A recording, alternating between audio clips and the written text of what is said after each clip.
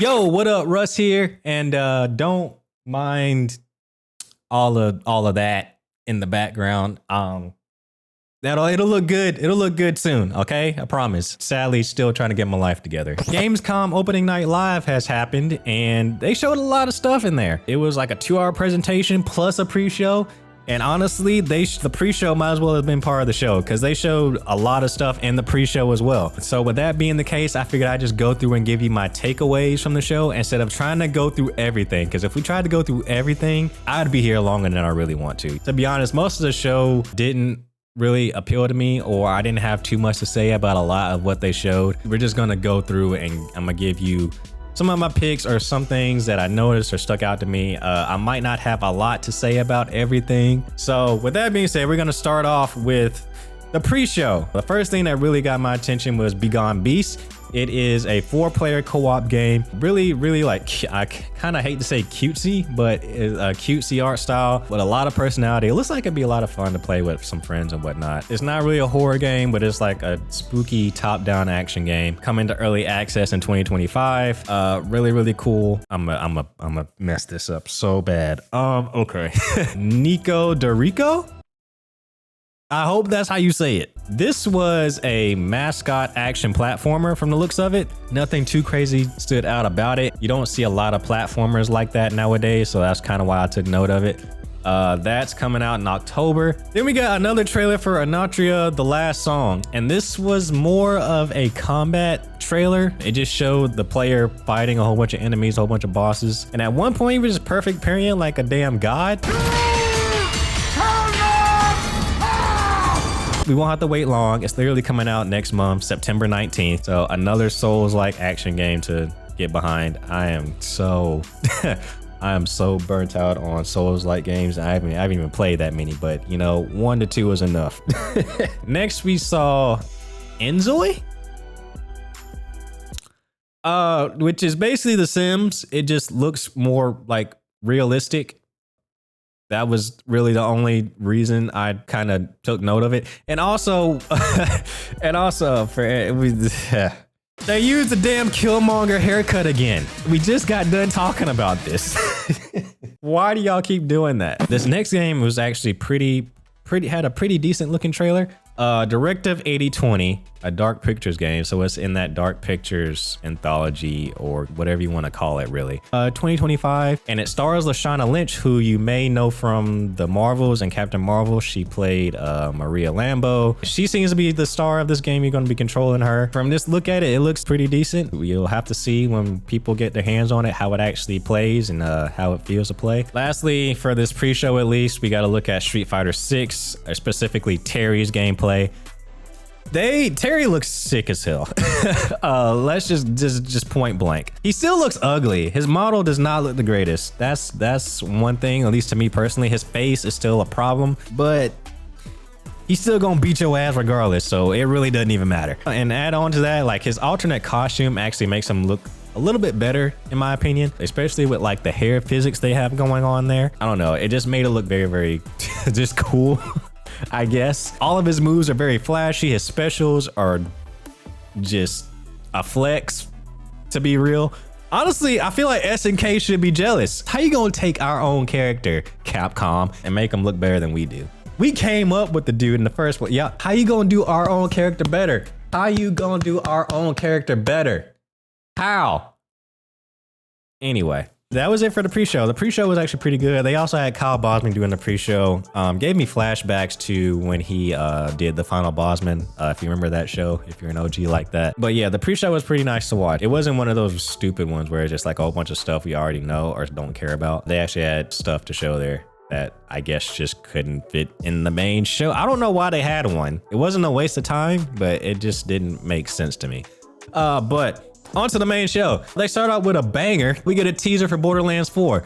Literally just a teaser, and year of 2025. I was hyped for this. I love Borderlands, and I feel like they kind of had to show this off because of the movie that just came out. A lot of people are not liking that movie. It's getting a lot of backlash, so I feel like they're trying to get back in people's good graces by announcing Borderlands 4. Although I will say that nobody seemed excited in the crowd for this, which was kind of a shocker for me. I kind of had to go back and replay it a little bit, but there was like no cheering. Maybe it happened during the trailer, but definitely like when they cut back to the stage, there was no cheers for that. So that was, what's wrong with you people?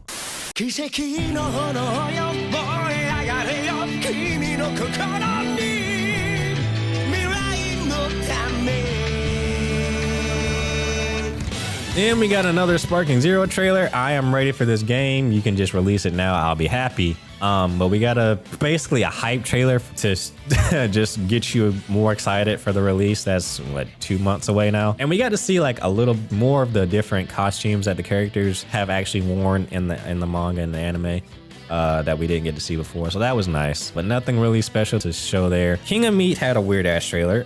They had a weird ass animated trailer, but this is basically a 4-player co-op game. It's like you're going through like obstacle courses, and they're all user generated, or at least they mentioned that they were user generated. There are probably some ones that, of course, the devs have made, but they put an emphasis on having user created levels in there. It looked pretty fun, looked pretty cool. You can sign up for the play test that'll be going on at some point. But yeah, that looked like a fun, nice party game, or the next big stream game. I don't know. Predecessor.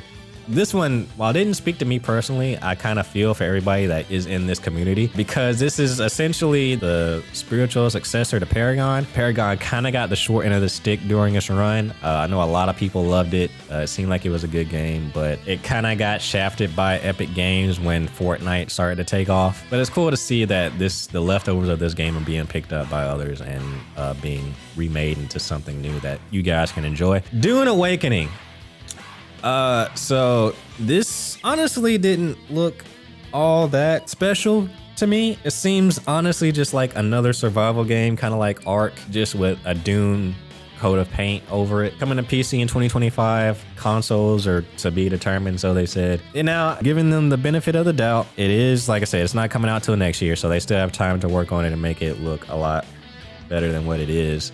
But yeah, it just didn't really wow me in any way. And then again, like I said, I'm not into survival games like that, so it probably never was. But let me know what you think about Dune Awakening. Are you gonna play it because it looks like a good survival game? Or are you gonna play it because it was Dune? Or does it look like shit? Monster Hunter Wilds trailer we got next. It seems like they are quintupling down on the story still. Every trailer they show has a lot of story being told to us. I'm not mad at it. And then it also showed off this, I'm assuming it's like a new spider looking monster that can like sprout flowers or roses or something like that. Again, looks fantastic. Monster Hunter fans in general are gonna be eating good. Gonna be eating real good. I would like to eat with y'all. Maybe, possibly. All right, this next thing actually kind of pissed me off. This trailer started, okay, we get a look at Lara Croft, right? Old school Lara Croft. I was expecting maybe some kind of, I don't know, I was expecting something Tomb Raider. I don't know what, but I was expecting something Tomb Raider. And then it pops up that it's just a Naraka crossover. I was a little heated. I was like, what the f, man? They made it seem so like it was gonna be something else. Maybe even something that was like more in the vein of the Lara Croft and the Guardian of the Light series, like something like that. But no, they had to shoot down my hopes and dreams real quick. So next we got a gameplay trailer for Fatal Fury featuring Mai. She looks great. And the internet has already done their thing with her. If you have scrolled on Twitter or seen anything, like, you have seen the fan art. And yeah. But gameplay looks fire. Finally got to look at Civilization 7. For one, it looks pretty. It looks very pretty, but it looks like more of the Civilization you know and love. I'm not too well versed in Civilization to notice like any of the big changes that they may have shown off. For any of you guys out there that have played the Civilization games, let me know, what looks different in here. I'd like to be educated on that. Marvel Rivals got some new characters announced. Winter Soldier and Captain America both look pretty sick. And we also got a date for this game now, it's December 6, 2024. And they mentioned that all the heroes will be unlocked at launch and free to play. As awesome as that statement is to hear, I'm like, I'm sitting here waiting for a catch. But if that is true, that's amazing. The next thing I took note of is that we got a really in-depth gameplay look at Peter Molyneux's next game, Masters of Albion, an open world god game where you're basically micromanaging this town of villagers. You're controlling every aspect of this village, from what people eat, what they do. Also, you have to protect the village from outside invaders. You can actually go take control of different people whenever you want to. They show off taking control of one of the warriors and going out and fighting the enemies that come through. Seen a couple of other god games before, so this kind of seems to fall right in line with those. Knowing Peter Molyneux, there's probably some kind of special thing about it going on. Maybe, I don't know. I guess we'll see more of it when he has to show more of it. Finally got a better look at the first Berserker Kazan. Kind of a story trailer mixed with a gameplay trailer. If this game looks kind of fun before, it definitely looks fun now, because it was definitely a better trailer than the last one I remember seeing. That was really jank as hell and kind of seemed like it had frame rate issues. But this just looks like action packed. Definitely takes cues from like modern action game isms. You got dodges, you got parries, the 1v1s are here, you got a lock on. So all those things that you associate with modern action games are in this one. Early 2025. Yeah, that's one that I am looking forward to. Indiana Jones. So we got kind of more actual look at the game. Basically like a commentary. So Troy Baker, who is Indiana Jones in this game, if you didn't know, he's voicing him. Troy Baker basically commentated over this entire presentation of the game. We got to see more gameplay of it in terms of like kind of roaming and actually tackling puzzles and especially fighting enemies. Still looks visually pretty. Again, it kind of it always throws me for a loop that this game is first person, because I don't know, for a character based game, I just tend to think of them as being third person games unless they're just synonymous with being first person, like I guess Wolfenstein for example. But looks good still, not too much to chew on that front. But we got a date finally, December 9th. We were all figuring out when the hell this game was going to release, since they kept saying this year.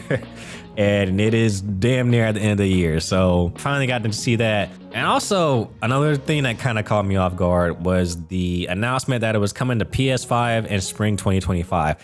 For some reason, I just forgot that this was an Xbox game. I really did. Watching this trailer, I was like, oh yeah, December 9th is all right. That's release date. Oh yeah, it's not coming to everything. Oh my, it's a Microsoft game, right? Because Microsoft has been doing so much with like just putting games everywhere that I just forgot that this wasn't one of them. So yeah, that was a thing, but not too long of a wait, like a couple months maybe. And then we ended on Mafia: The Old Country. This was literally just a CGI announcement trailer. Well, it wasn't just that. The dev also came in at the end and had a little bit to say, basically just claiming that the game is going back to the roots of the franchise. I'm curious of what the roots of the franchise actually is, but we'll see more in December, they said. So overall, this showcase was long as hell. A lot of the stuff they showed didn't really speak to me, but that's never a bad thing, because when they show a lot, there's typically something that caters to everybody. So you can't really be mad at it. You could argue that maybe they should have more quantity, or no, they should have more quality over quantity, but at the same time, we can't judge the quality because we can't play the shit yet. So like, who's to say what's good and what's bad off of just these trailers? But yeah, those are my takeaways from Opening Night Live. What were your takeaways? What were you excited for? Let me know in the comments down below. But that's gonna do it for me. I appreciate you making it to the end of this video. And if you want to see more content like this, I appreciate you hitting that subscribe button. I guess I'll see you guys in the next one. I'm Russ, practically out. Later.